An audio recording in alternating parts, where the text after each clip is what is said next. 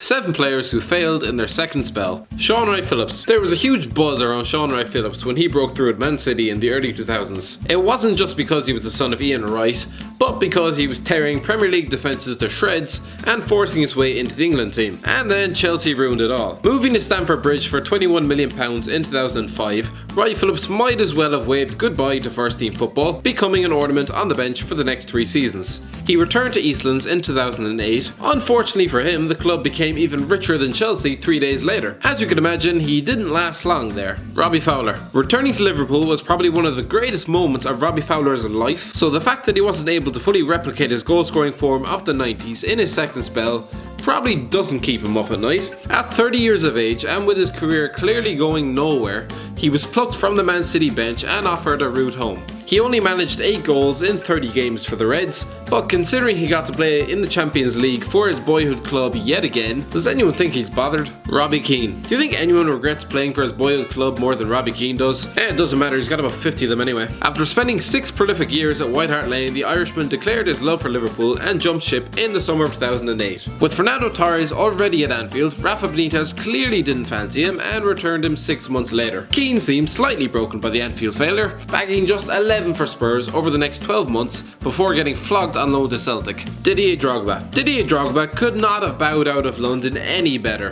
The king of the big game, Drogba buried a late equaliser in the Champions League final before burying the winning spot kick with his final kick in a blue shirt. 2 years later, he was back.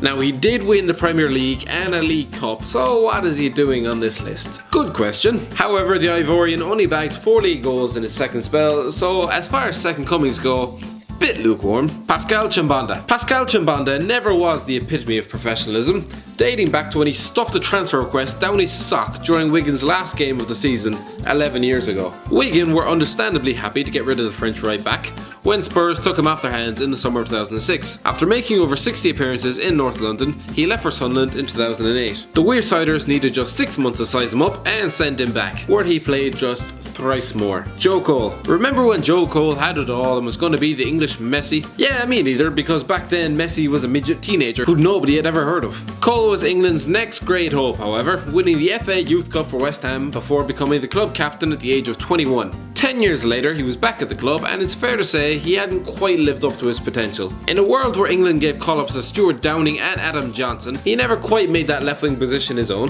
and seemed to outstay his welcome at Stamford Bridge. And let's not even get started on his time at Anfield. Back at Upton Park in his second spell, he looked slow, sluggish, and was dogged by injuries. Matthew Flamini. Matthew Flamini arrived at Highbury in 2004 at the age of 20 and emerged into one of the most impressive defensive midfielders in the Premier League, to the extent where he of course outgrew consistently finishing 4th before departing for AC Milan in 2008. 5 years later, he was back in North London but was restricted to more of a part-time role, with Aaron Ramsey and Jack Wilshere having superseded him. Now he'd be doing well if he could get in the Crystal Palace team.